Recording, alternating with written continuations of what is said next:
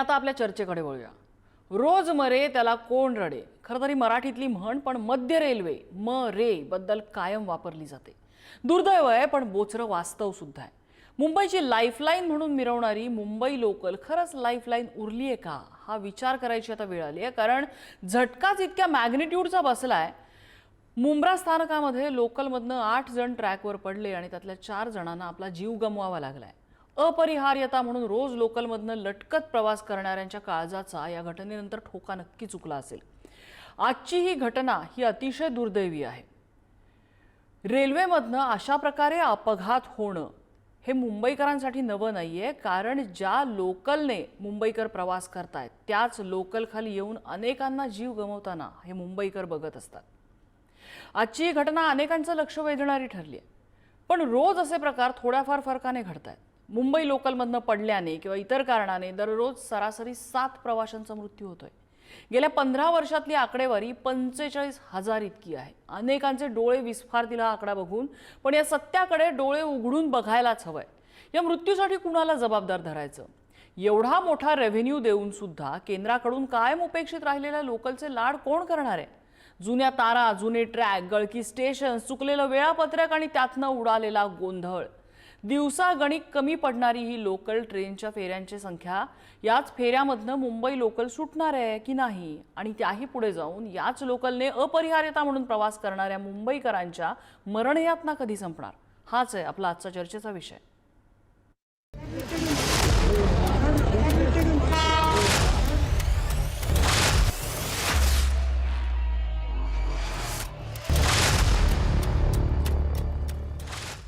आणि याच संदर्भातल्या चर्चेत आपल्यासोबत सहभागी होत आहेत रेल्वे प्रवासी संघाचे अध्यक्ष मधु कोटियन, उपनगरीय रेल्वे प्रवासी संघाच्या अध्यक्ष लता आरगडे आपल्यासोबत आहेत, मनसेचे अविनाश जाधव थोड्याच वेळात आपल्यासोबत असतील आणि भाजपचे सहमुख्य प्रवक्ते अजित चव्हाण आपल्यासोबत आहेत। मी सुरुवातीला मधु कोटियन यांच्याकडे जाईन। मधु कोटियनजी, आजची घडलेली घटना म्हणजे मुंबईकरांना मरण्यासाठी कारणं कमी होती म्हणून की काय, हे आजचं आता नवीन प्रकारे त्यांना आलेलं मरण असंच आता म्हणावं लागेल, इतकी हतबलता मुंबईकरांची आहे?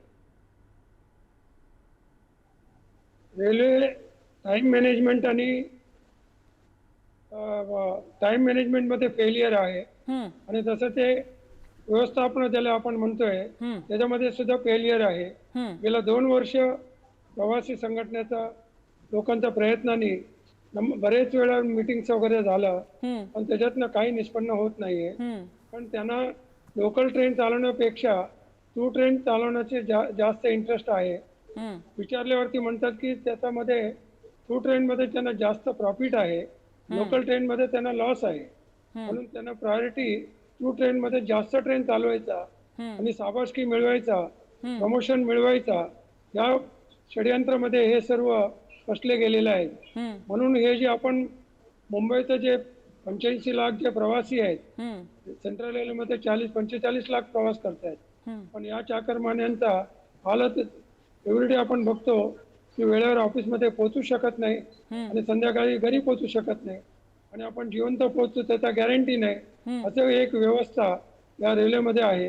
पण गेले कित्येक वर्ष टाइम मॅनेजमेंटवरती आणि क्राऊड मॅनेजमेंटवरती त्यांनी कामं करताना दिसत नाही, पण त्याच्यामुळे हे आज आपण दुर्घटनेला समोर जात आहोत। दुसरी गोष्ट या ठिकाणी मला नमूद करू इच्छितोय मी की या जे 6 जणांचं जे डेथ बॉडी झाला, तर त्यांना उचलण्यासाठी तिथे पर्याप्त स्ट्रेचर असेल किंवा मनुष्यबळ असेल, लेबर तिथे व्यवस्थित नव्हता। डेड बॉडी ट्रॅकवरती पडून होता बेवारीस आणि त्याला उचलून प्लॅटफॉर्मवरती फेकत होते। अशा परिस्थिती आज आपण प्रत्यक्ष बघितला की रेल्वेचा हे दिंडोरे कामाची व्यवस्था काय आहे आपण बघितलं।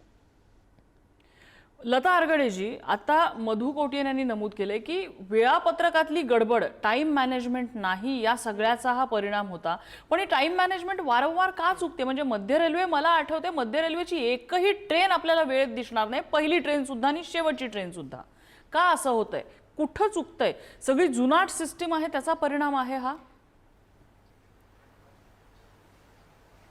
हो, म्हणजे नियोजनच नाहीये आणि ट्रेनची संख्या वाढवली नाही, ट्रेनची संख्या वाढवली तरी देखील आपण बघ की बोला तुम्ही, तुमचा आवाज येतोय, तुमचा आवाज येतोय, सलग बोला। ट्रेनची संख्या वाढवली तरी येतं त्याची ट्रेनची संख्या वाढवली तरी त्याचं योग्य नियोजन नाहीये. म्हणूनच आता कोट्यान साहेब म्हणाले ना आमचे की रेल्वे प्रशासनाचे जो म्हणता ढिसाळ कारभार हे ह्याच्यातून समोर आलेला आहे. आणि याच्यानंतर एक दुसरा मुद्दा महत्वाचा असा आहे की आज प्रचंड गर्दी ठाण्याच्या पुढे वाढलेली आहे. प्रचंड म्हणजे इतकी गर्दी झाली आहे की आपण बघतोय की फुटबोर्ड वरती अक्षरशः लोक माहिती की आपण लटकून उभे राहिलो तर आपण पडून मरू शकतो, पण म्हणजे स्वतःच्या जीवाची पर्वा न करता ती लोक प्रवास करतायत. कारण ट्रेन पीक आवर मधल्या ज्या ट्रेन आहेत त्या एवढ्या कमी आहेत की कसारा कर्जत वरून जे लोक येतात त्यांच्यामुळे त्यांना पर्याय नसल्यामुळे ते त्या ट्रेनमध्ये चढतात, लटकून चढतायत आणि प्रवास करतायत. त्याच्यानंतर दुसरं असं आहे की याच्यामध्ये फक्त रेल्वे प्रशासन जबाबदार नाही तर त्याच्या सोबत राज्य शासनही तेवढे जबाबदार आहे की आज त्यांनी ठाण्याच्या पुढे त्यांनी आम्हा सर्वसामान्य नागरिकांसाठी दुसरी पर्यायी व्यवस्था उपलब्ध करून दिलेली नाहीये. सार्वजनिक वाहतूकच उपलब्ध करून दिलेलं नाहीये. आज मेट्रोचे प्रकल्प अशा ठिकाणी आहे की जिथे एक नाही तर 5-5-6 मेट्रोचे प्रकल्प झालेत, पण आमच्यासाठी तिथे किती प्रकल्प झालेत आणि जो नवीन होतोय तो या रेल्वेने प्रवास करणाऱ्या लोकांसाठी उपयोगाचा नाहीये. म्हणजे याच्यासाठी आम्ही मागील 10-12 वर्ष कार्यालयीन वेळेमध्ये बदल करा जेणेकरून ही गर्दी विभागली जाईल आणि एकाच वेळेला एका दिशेने जाणारे आणि एका दिशेने येणारे जे प्रवासी आहेत त्याच्यामध्ये काहीतरी एक फरक पडेल. पण त्याच्यासाठी रेल्वे प्रशासनाने मदत केली तर राज्य शासन त्याच्यावरती अजून विचारविनिमयच करतोय. म्हणजे धोरणात्मक निर्णय घ्यायला काय वेळ जातो यांना. म्हणजे आजची ही घटना जी झाली आहे त्याच्या बाबतीत तरी गांभीर्याने बघावं राज्य शासनाने आणि याच्यावरती तात्काळ निर्णय घ्यावा.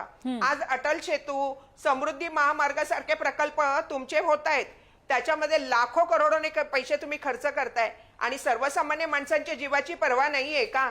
का नाही रेल्वे ट्रॅकला तुम्ही कल्याण ते ठाण्यापर्यंत पॅरलल रस्ता करत, काही ब्रिज बनवत, मेट्रोचे प्रकल्प का राबवत नाही तिकडे? आज मुंबईकडे येणारा ठाण्यावरून परत नवी मुंबईकडे जाणारा जो प्रवासी आहे तो ठाण्याला जो चढतो ना त्याची अवस्था संध्याकाळची बघायची. एवढी भयानक असते की जीव मुठीत घेऊन लोक प्रवास करतायत. नाही अगदी मी अजित चव्हाण यांच्याकडे जाईन. अजित चव्हाण, तुम्ही लोकल ट्रेनने कितपत प्रवास केलाय किंवा पी कार्समध्ये प्रवास केलाय का मला कल्पना नाहीये, पण खरंच लोकांचं हे प्रतिदिन मरण असतं त्या खचाखच भरलेल्या लोकलमध्ये जिथे श्वास घ्यायला पण जागा नसते. आणि अशी दुर्दैवी घटनेनंतर पहिला उपाय रेल्वे प्रशासन काय सुचतंय तर आम्ही ऑटोमॅटिक दरवाजे आणणार आणि मग आतमधल्या लोकांना हवा कुठून येणार, श्वास कुठून घेणार? ते उघड्या ट्रेनमध्ये श्वास घ्यायचा प्रॉब्लेम आहे, दरवाजे बंद असलेल्या ट्रेनमध्ये कुठून श्वास घेतील? ते घुसमटून मरतील की? आज राज ठाकरेंनी जी चिंता व्यक्त केलेली आहे ती खरोखर आहे, अगदी रास्त चिंता आहे. थोडस परखड बोलेल. तुम्हा तिघांनाही मला एक गोष्ट सांगायची आहे आणि आपण एक सुरुवातीला जे मला विचारलं, मी एकूण 16 वर्ष नोकरी केली, त्यापैकी 15 वर्ष मीरा रोड, बोरिवली, अगदी गोराईपासून, नंतर डोंबिवली, नवी मुंबई, शेवटी मी सायनला राहायला आलो तेव्हा माझा रेल्वेचा प्रवास थांबला. परफेक्ट. म्हणजे तुम्हाला अंदाज आहे ट्रेन प्रवासामध्ये काय हाल होतात याचा. सर्व मार्गावरनं रेल्वेचा प्रवास केलेला आहे. आपण कितीही शिव्या घातल्या आणि रेल्वे प्रशासनाला किती दूषणं दिली, मी अजिबात रेल्वेची बाजू घेणार नाही. मध्य रेल्वे त्यातल्या त्या मध्य रेल्वेच्या बाबू लोकांना वटणीवरती आणण्याकरता आमचं सरकार आल्यानंतर जे प्रयत्न झालेत, कोट्यानजी आणि ताई दोघं सुद्धा याचं समर्थन करतील की भारतीय जनता पार्टीचं केंद्रामध्ये सरकार आल्यानंतर एलिव्हेटेड मार्ग असेल, एबीटीपीच्या विस्तारित योजना असतील आणि बाकीचे इतर सगळ्या मुंबई करता अधिकाधिक लोकल करता पैसे आणण्यासंदर्भामध्ये आम्ही काम केलेले हे निश्चित मान्य केलं पाहिजे. दुसरा एक विषय मला रेल्वे प्रवासी म्हणून इथं सांगायचंय, रेल्वेचा प्रवास करताना आपण अक्कल गहाण ठेवतो का? स्पष्ट मी आता त्या हॉस्पिटलमध्ये जाऊन आलो, कळव्याला मी आता छत्रपती शिवाजी महाराज रुग्णालयामधनं 1 तासापूर्वी जाऊन आलो. मला आवाहन करायचंय, घरी आपले आई वडील, आपली पत्नी, आपली मुलं आपली वाट पाहत असतात. फूडबोर्ड वरून प्रवास करू नका असा नियम आहे, का नाही पाळत आपण हा कायदा? ठीक आहे, गर्दी झालीये रेल्वेला, मला सांगा करोडो रुपयाची, अब्जावधी रुपयाची लाखो घरं ठाण्याच्या पुढं बिल्डर लोकांनी विकली. त्याच्याकरता ज्या उपाययोजना केल्या पाहिजे, तुर्ब्याचा बोगदा फोडला जातोय, 7 ब्रिजेस टाकले जात आहेत, कल्याण डोंबिवलीचा समांतर रस्ता केला जातोय. आमच्या काही खासदार आणि आमदारांनी तर स्वातंत्र्यानंतर झाली नाही एवढी डोंबिवली बदलापूर पर्यंत रेल्वेची सगळी कामं केली. मला एकच गोष्ट सांगायची आहे की लोकसंख्या वाढते या शहराची आणि संबंध देशातनं येणारा ताण. आता मुंब्रा जिथं अपघात घडला, ठीक आहे, रेल्वेला आपण शिव्या घालतो, परंतु मी सलाम करतो रेल्वेच्या सर्व कर्मचाऱ्यांना आणि रेल्वेच्या सर्व कामगारांना की जे आम्हाला सुरक्षितपणे अत्यंत स्वस्तात. मुंबई सारखं असं एकही शहर नाहीये की इतक्या कमी पैशामध्ये 11 रुपयामध्ये तुम्ही इतका शेकडो काही किलोमीटरचा प्रवास करून सुरक्षित वेळेत पोहोचू शकता. परंतु यामध्ये गर्दी वाढलेली आहे. गर्दीचं हे नियोजन जर आपण बघितलं, मुंब्रा तो जो भाग आहे त्या दोन्ही बाजूचा भाग, मी आजच माननीय उपजिल्हाधिकारी जिथे होते त्यांना मी विनंती केली, प्रशासनाला सांगितलं, मी माझे नेते आदरणीय देवेंद्रजींना पत्र लिहिणार आहे की याचं जे अतिक्रमण आहे दोन्ही बाजूचं रेल्वेचं, ही संधी आहे. आपल्या बांधवांचे जीव गेलेले आहेत. ताबडतोब ते अतिक्रमण काढण्याकरता रेल्वे मंत्री महोदयांकडे पत्र व्यवहार केला पाहिजे. आपण एक लक्षात घ्या, यातलं टेक्निकल तुम्हाला एक गोष्ट मी सांगतो. फास्टची लाईन जी आहे ना, ती फास्टची लाईन आता सुरू झालेली आहे. बघा, मुंबईमधल्या लोकांना एका गोष्टीची प्रॅक्टिस आहे. आम्ही खतरो के खिलाडी आहोत, जीव धोक्यात घालतो, फुटबॉलवर प्रवास करू नका असं ऐकून ऐकून कान किटतात, तरी देखील लोक पायदानावरती उभे राहतात.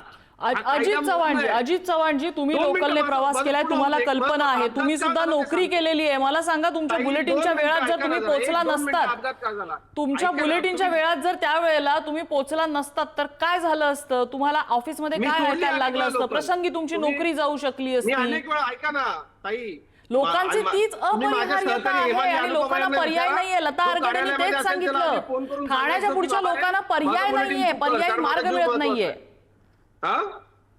पर्याय नाहीये पुढच्या लोकांना असा काहीतरी जीव मुठीत घेऊन प्रवास करण्याशिवाय. नाही पर्याय, कारण जर त्यांनी आज तसा प्रवास केला नाही तर ऑफिसला वेळेत पोहोचणार नाही, ऑफिसला कामाच्या ठिकाणी वेळेत पोहोचले नाही तर खायचं काय याचे वांदे आहेत. नाही नाही, असं काही नसतं, एवढं तुम्ही एक्झॅजरेट करू नका. मुंबईच्या लोकांना सवय असते.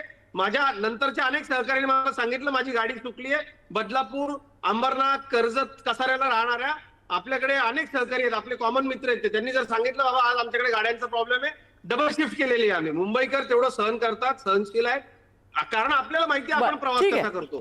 प्रवासासाठी जीव धोक्यात घालणं. आजचा अपघात का झाला ते मी तुम्हाला सांगतो. पुष्पक एक्सप्रेस का धडकली, आपण त्याच्यावरती आता थोडासा विचार करणं गरजेचं आहे. फास्ट जी मार्गिका आहे, आपल्या दोन्ही बाजूला लोकल जातात. प्रॅक्टिस असते मुंबईकरांना की इकडनं जाणारी लोकल इकडून चालली तरी आपण लटकलोय, ती धडकणार नाही एकमेकावरती. मात्र तिथं आता नव्यानं फास्ट मार्ग सुरू झालाय, त्याच्यावरनं जाणाऱ्या या गाडीचं जाताना नियंत्रण तुटतं सुटतं, त्याच्यावरती काहीतरी तातडीनं करावं लागेल. ते रेल्वे प्रशासनाने लक्षात घेतलंय. यापुढे तिथं तसं होणार नाही याकरता आम्ही सूचना करून आलो होतो. ठीक आहे, ठीक आहे. आपल्यासोबत अविनाश जाधव आहेत, मनसेचे नेते. मगाचपासून बोट वरती करतात, त्यांना काहीतरी मोठा महत्वाचा मुद्दा मांडायचा, काही प्रश्न विचारायचे असेल. अविनाश जाधव बोला. मला पत्र मुद्दा मांडण्यापेक्षा अजितराव जे म्हणतायत, खरं तर अजितरावांना मी मागच्या अनेक वर्षापासून ओळखतो, एक चांगला पत्रकार. पण आता एवढा पलटी मारेल राजकारणात येऊन एवढा बिघडेल हे मला वाटलं नव्हतं. ते एक प्रवक्ता म्हणून भूमिका मांडतायत. तुम्ही जर रेल्वेने प्रवास केलाय तर तुम्हाला माहिती असलं पाहिजे की एवढे वर्ष प्लॅटफॉर्म तेवढेच आहेत, रेल्वेची संख्या पण तेवढीच आहे. आज आमच्या ठाणा स्टेशनला 2000 मध्ये 2-2.5 लाख लोक प्रवास करत होती. आज तेवढ्या स्टेशनवरनं, तेवढ्याच प्लॅटफॉर्मवरनं 8 ते 10 लाख लोक रोज प्रवास करतात. लोक जाणार कधी, पोचणार कधी? अजितराव बोलतात त्यांना प्रवास नाही केला पाहिजे. एक दिवस माझ्यावर प्रवास करून दाखवावा त्याने. माझं मत आहे की या सगळ्या गोष्टी सोडा. डोंबिवलीत किती कोटीची कामं झाली, स्वातंत्र्याच्या आधी कितीची कामं झाली, देवेंद्रजींनी काय केलं यात इंटरेस्ट नाहीये. आजच्या ऍक्सिडेंट बद्दल बोला, जे जीव गेले त्यांच्याबद्दल बोला. माहितीच्या अधिकाराखाली आमच्या पक्षाचे सचिव आहेत, त्यांनी माहिती काढली, त्याला रोज 15 ते 17 लोक रेल्वे अपघातात मरतात. त्याच्याबाबत अजितराव काय बोलणार आहेत जरा मला सांगावं त्याने. आज तुम्ही बुलेट ट्रेन आणताय, काय चाटायचे ती बुलेट ट्रेन आम्हाला? आम्ही ज्या लोकांमुळे, ज्या मुंबईच्या रेल्वेमुळे ही रेल्वे संपूर्ण देशाला पोचते, त्या रेल्वेची रोज लोक पडून मरतायत, त्याच्या बाबतीत काय म्हणणार आहात तुम्ही? माझं असं मत आहे की जी घटना घडली याचा अजितरावांना काही गांभीर्यच नाहीये. ते प्रचार करतायत आजच्या आपल्या कार्यक्रमामध्ये पण की कोणी काय केलं, स्वातंत्र्याच्या काळाच्या आधी काय झालं, किती कामं झाली, रस्ते झाले. रस्ते माझ्याबरोबर कल्याण ते डोंबिवली प्रवास करा, 2.5 तास 2.25 तास लागतात. कुठले रस्ते, कुठले बोगदे, कसला प्रचार करताय तुम्ही अशा कार्यक्रमामध्ये? ज्या कुटुंबांबद्दल गेलेत त्यांच्याबद्दल सांगा की तुम्ही काय करणार आहात आणि याच्या पुढे अशा घटना होणार नाहीत याच्यासाठी सरकार म्हणून तुम्ही काय करणार आहात? याच्या बाबतीत आम्हाला उत्तर द्या. प्रचार करू नका पक्षाचा कुठल्या की नाही, काय रस्ते केलं बनवतायत, अविनाशराव, मी स्वातंत्र्याच्या आधी काय झालं होतं, भारतीय जनता पक्ष काय करतं हे आम्हाला ऐकायची इच्छा नाही. एलिव्हेटेड जिरे सुरू झाले. बिलकुल आम्हाला इच्छा नाही. आजच्या घटनेबद्दल भारतीय जनता पक्षाची काय भूमिका आहे ही तुम्ही आमच्याकडे मांडा. एवढे पैसे आतापर्यंत खर्च झाले. मला एक फक्त कसं आहे, जे लोक मरण पावले त्यांचा म्हणजे ते वाईटच आहे, त्यांच्या दुःखामध्ये आपण सहभागी आहोत. परंतु आपण ट्रेनमध्ये हे लटकून विसरला प्रवास होता का तुम्ही. करावा हे आता लागतो? तुमच्या लक्षात आलं. आज हे तुम्ही विसरला होता प्रचार करताना. अहो, मगाशी. लटकून समर्थन करा. आहे त्याला, त्या मजा गोष्टीला. म्हणून कोणी प्रवास गर्दी करत किती नाही. वाढली या शहरांमध्ये. लता, अजित चव्हाणजी, मी तुम्हाला सगळ्यांच्या प्रश्नाची उत्तरं द्यायची वेगळी संधी देते. आपण म्हणणं ऐकून घेऊया सगळ्यांचं. लता आरगडे बोलतात. लताताई बोला. तुम्ही काय म्हणता? लटकून प्रवास करू नये, फुटबोर्डावर प्रवास करू नये. रेल्वे प्रशासनाला सांगा जेवढी तुमच्या रेल्वेची क्षमता आहे ना तेवढे तिकीट आणि पास विका. तुम्ही सांगा कोणाला स्वतःचा जीव काय वर आलाय का? बरोबर आहे. की तुम्हाला माहिती आहे की मला आतमध्ये जाता येत नाही पण मला नोकरीच्या ठिकाणी पोहोचायचंय. 10 मिनिटं उशीर झाला तरी अर्ध्या दिवसाचा पगार कापला जातोय. मग काय करणार आम्ही? आज तुम्ही ठाण्याच्या पुढे येऊन बघा ना, दुसरी पर्यायी व्यवस्था दिली आहे का आम्हाला? का आम्ही दुसऱ्या काही देशातले प्रचंड आहोत गर्दी का? वाढली ना या तुम्ही शहरांवरती. समृद्धी ताण खूप महामार्ग वाढतोय करून ना. घेताय. तुम्ही मी माझ्या परिसरामध्ये जिथं राहतो, सेतू माझं करताय, मत अजून कशी किती वाढली? प्रोजेक्ट मला का करताय, वाढली? सांगताय, याचा विचार अगदी केलास का मनास्पद आहे. तुम्ही? पण अख्ख्या सर्वसामान्य देशात नागरिकांना मुंबईमध्ये काही येते. किंमत नाहीये का ठाण्याच्या आमची? पुढे तर ती जास्त वाढते. आज आमची जी लोक मेली आहेत त्यांचं तुम्ही काय करणार ते सांगा. त्यांना नोकऱ्या देणार आहात, त्यांच्या मुलाबाळांना, त्यांचा घर संसार सांभाळणार आहात? अहो, तुमच्या लाडक्या बहिणीचे त्याच्यामध्ये नवरे असतील, भाऊ ताई, असेल, तुम्ही मुलगा तुमच्या विषयात असेल. बोला ना. हा? रेल्वेच्या नको तिथे विषयामध्ये आपण पैसे बोलूया ना. वाटण्याऐवजी याच्यासाठी तुम्हाला बोला. जर अविनाश माझं जाधव बोलले, असं मी त्यांना म्हणणं उत्तर देऊ आहे, शकतो. रेल्वेचाच विषय आम्ही बोलतोय. याच्यामध्ये मुद्दा आहे ना, आपण इतर कुठेही नेण्यापेक्षा आपण लोकल प्रवास याच्याविषयी याच्यावरतीच राहिलेलं बरं. आणि जो फुटबोर्डवरनं प्रवासाचा मुद्दा जो उपस्थित झालेला होता अजित चव्हाणजी, त्याच्यावरनं एक आहे, आज राज ठाकरेंनी पण तो मुद्दा उपस्थित केलेला होता. अजित चव्हाणजी, राज ठाकरेंनी पण तो मुद्दा आज उपस्थित केलेला होता की शहर सुजतंय, शहराची क्षमता संपली आणि तरी सुद्धा लोकांचे लोंढे मुंबईमध्ये येत आहेत. पुण्याची उद्या तीच अवस्था होईल, किंबहुना पुण्याला सुद्धा सूज यायला सुरुवात झालेली आहे. उद्या नाशिकची ती अवस्था होईल, संभाजीनगरची ती अवस्था होईल. आपण मुंबईमधनं काही धडा घेणार आहोत की नाही? मुंबईची सूज, मी यात एक मुंबईचं मुद्दा फुगत मांडतो. राहणं, मी यात एक मुद्दा क्षमतेबाहेर हे कधी थांबवणार आहोत आपण? सरकार म्हणून काही स्टान्स घेतला जाईल की नाही राज्याकडून, केंद्राकडून? मी याच्यात एक मुद्दा मांडतो. तुम्हाला मी एक सांगतो, हे ऍक्सिडेंट होईल म्हणून आमच्या एका महाराष्ट्र टिटवाळ्याच्या एका महाराष्ट्र सैनिकांनी 3 महिन्यापूर्वी पत्र दिलं होतं की इथे 2 रेल्वे एकत्र अनेक वेळेला जवळून जात आहेत, इथे खूप मोठा ऍक्सिडेंट होऊ शकतो, असा पत्र व्यवहार आमच्या महाराष्ट्र सैनिकांनी 3 महिन्यापूर्वी केला होता. प्रशासनाने त्याच्याकडे पूर्णपणे दुर्लक्ष केलं आणि आज ती घटना घडली. आणि दुर्भाग्य असं आहे की जो मुलगा तिथे पत्र द्यायला उपस्थित होता, जो मुलगा तिथे, माझं पूर्ण ऐका, मी अतिशय महत्वाचा मुद्दा मांडतोय. जो मुलगा तिथे पत्र द्यायला होता त्याचे दोन्ही पाय गेलेत आज. त्याला जबाबदार कोण आहे? त्या महाराष्ट्र सैनिकाचे दोन्ही पाय गेल्याच्या नंतर त्याला जबाबदार अजितराव तुम्ही आहात का? सरकार म्हणून काय जबाबदारी घेणार आहात? अजित चव्हाण बोला.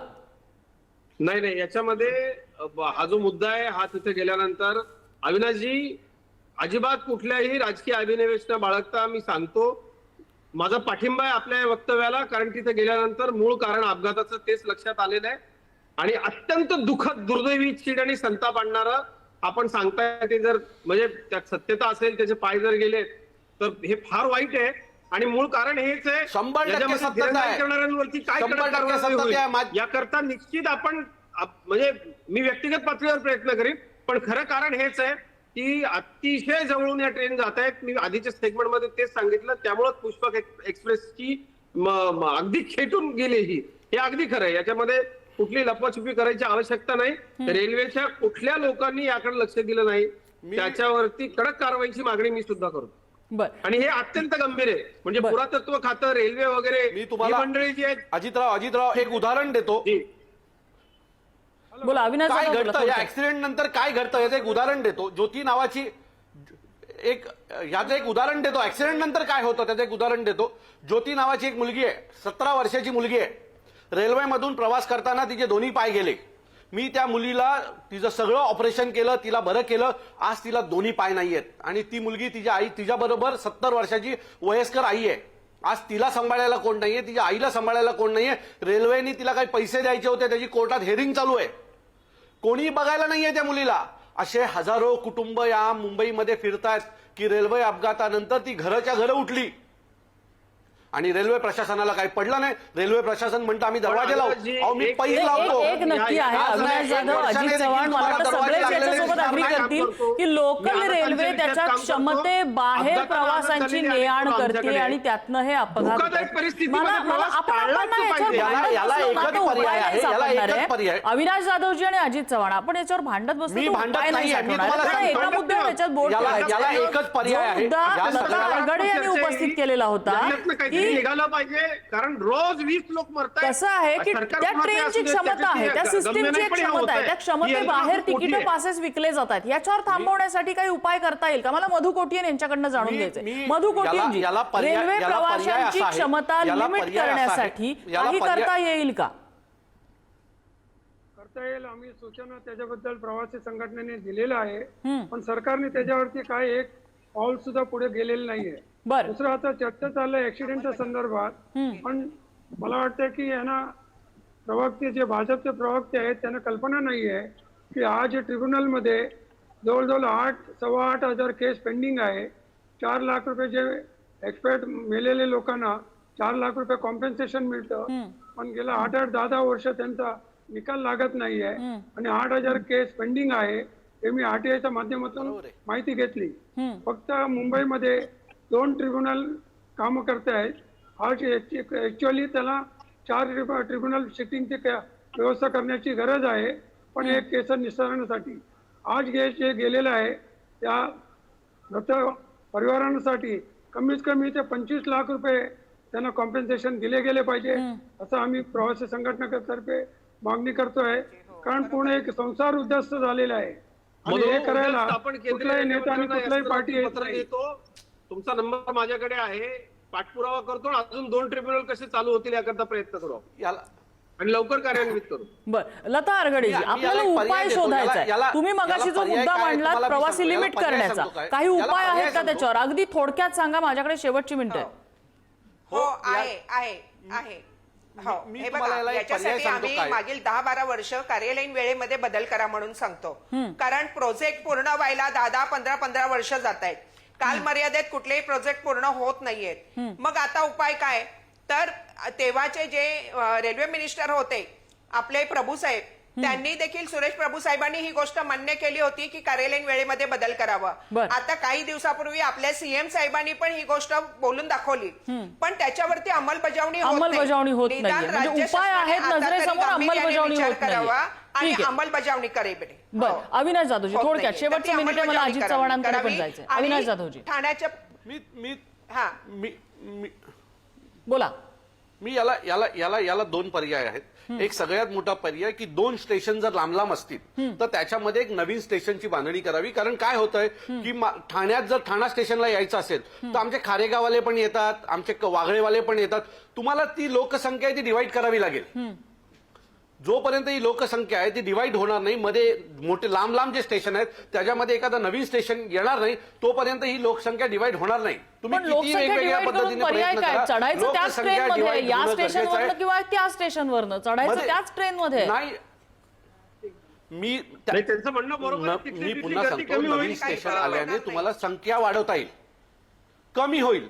त्या स्टेशनवर जी गर्दी तयार होते ना ती कमी होईल आणि त्याच्यासाठी अशा प्रकारचे विविध आयडियाज तुम्हाला काढाव्या लागतील. जसं ऑफिसचा टायमिंग बदलणं असेल, मोठ्या लांब जर 2 स्टेशन मध्ये अंतर असेल, लांब अंतर असेल तर तिथे मध्ये एक नवीन स्टेशन आणणं, या गोष्टी तुम्हाला कराव्या लागतील आणि त्यातूनच ती गर्दी डिवाइड होईल. नाहीतर तुम्हाला चालायला किंवा उभं राहायला जागा मिळणार नाही. माझी वेळ खरं तर संपली, पण अजित चव्हाणांना वेळ दिला नाही तर अन्याय होईल. शेवटची 30 सेकंद. नाही, या विषयामध्ये खूप महत्वाचं म्हणजे ज्यांची चूक आहे त्यांच्यावरती कठोरात कठोर कारवाई करण्याकरता मी पत्रव्यवहार करेल. आणि आम्ही सातत्यानं अनेक आमचे रेल्वे प्रवासी संघटनांच्या सहकार्यांशी बोलत असतो. मधुभाऊ, ताई, तुम्हाला दोघांनाही मी संपर्क करतो. ट्रिब्युनलची संख्या वाढवू. आपल्या आणखी काही सूचना असतील तर माननीय केंद्रीय रेल्वे मंत्र्यांकडे मी त्याचा पाठपुरावा करेल. हे अत्यंत दुःखद आहे. आपल्या माध्यमातून इतकंच सांगायचंय, एक गाडी गेली तर दुसरी मिळेल.